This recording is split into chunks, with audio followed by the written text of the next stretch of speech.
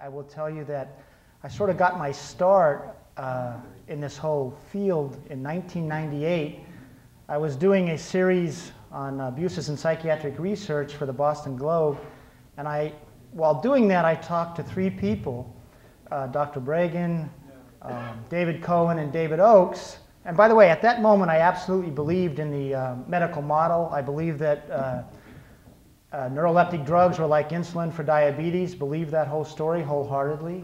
In fact, one of the initial premises of the series was how awful it would be to withdraw these drugs from patients. So that was my belief system going in. And then after talking to Dr. Bregan and to David Cohen, they said there's another story out there and you really need to investigate the evidence.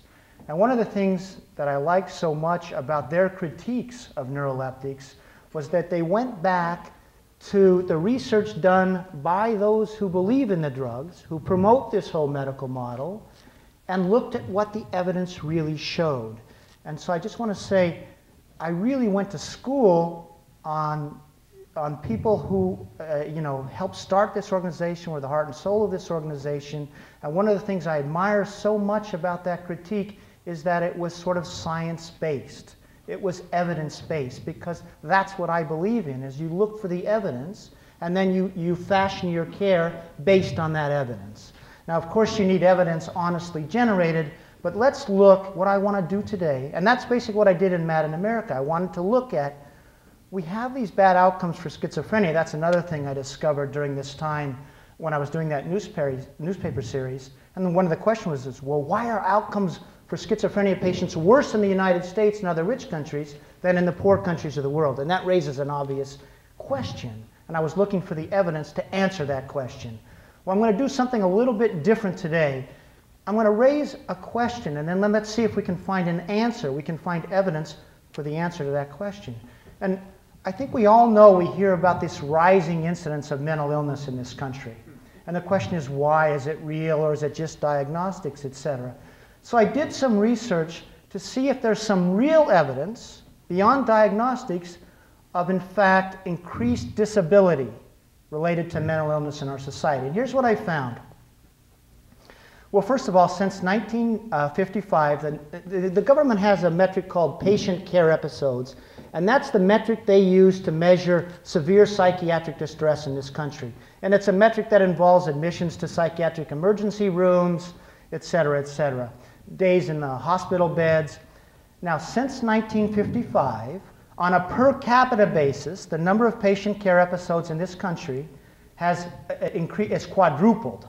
Overall, it's up 11-fold, but on a per capita basis, quadrupled. Now, why did I pick 1955?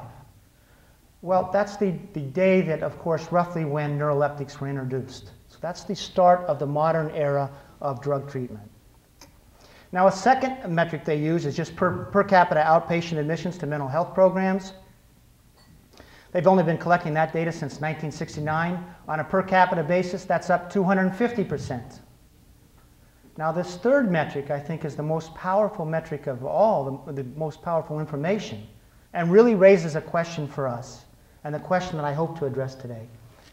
If you look at the number of people receiving SSI or SSDI payments in this country, related, and the disability listed as mental illness, In 1987, the number of people receiving that sort of disability payment for that reason, there were 3.5 million people in the country that were disabled because of mental illness. Today, any guesses as to what it is today? It's close to 6 million. So it's increasing. It's almost doubled in the past 15 years. It's increasing by 145,000 people per year disabled because of mental illness. Now that's a statistic, to my mind, that tells you that something's going wrong in this country. And by the way, why 1987? Why did I look at 1987? That was the year Prozac was introduced. So that's when we got this newer generation drugs that are supposed to be so enabling. In the wake of the SSRIs, we got the atypicals, the neuroleptics. And the story that was spun was these are enabling drugs. They enable people to live well, they enable people to hold jobs, etc., to function normally. But if that's so, why are we seeing rising numbers of disabled people in the United States? Now, one other figure, and then I'm going to go back and see if we can find an answer to that, what I believe is a big part of the answer. But one other figure. As a country, we spent about $800 million in psychiatric drugs in 1987.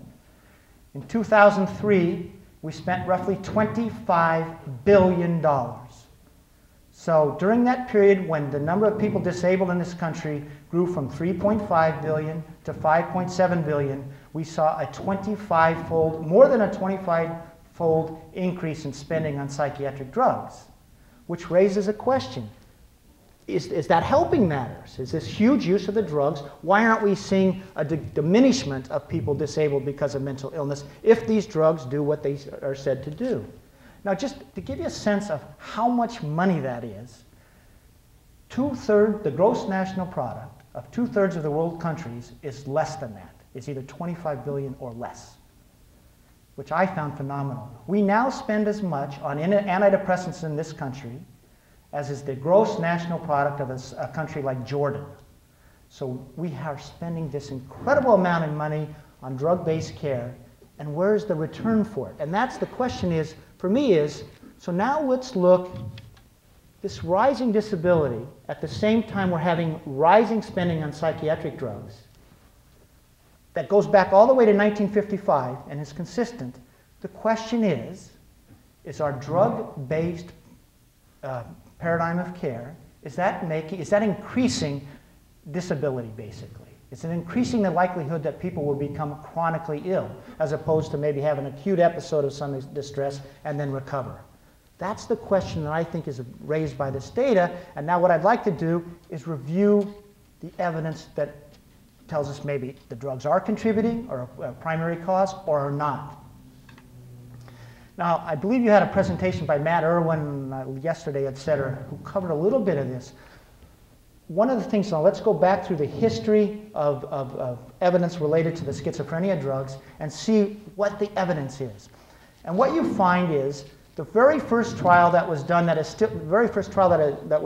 still cited today as proving the efficacy of neuroleptics, as providing a scientific rationale for why we use them, was a 9-hospital NIMH study that was published in the early 1960s. It involved about 345 patients that completed that study, and it had 4 arms. 3 of the arms got a neuroleptic, and the 4th arm got a placebo. Now, at the end of 6 weeks, the diminishment of the target symptom of psychosis, whatever that might be, was indeed diminished more in the drug-treated groups. So that became a rationale for using neuroleptics at the end of 6 weeks. And you still see that study cited today as a reason we know why these drugs work. Now, a bit of evidence that sometimes is lost in that. In the placebo group, even at 6 weeks, there was a sizable contingent, I forget what it was, 50% roughly if I remember, that their psychotic symptoms had abated and they were doing well. So right from the beginning, we see even in the placebo group, we don't see that people just remain psychotic, that we see at least a group that appears that they can have a psychotic episode, psychotic break, and it looks like after 6 weeks they can be doing pretty well without drug treatment. But now, here's the key. They did a year-long follow-up study. They went back a year and they revisited all the patients for these 4 groups, and they found something that absolutely stunned them. What they found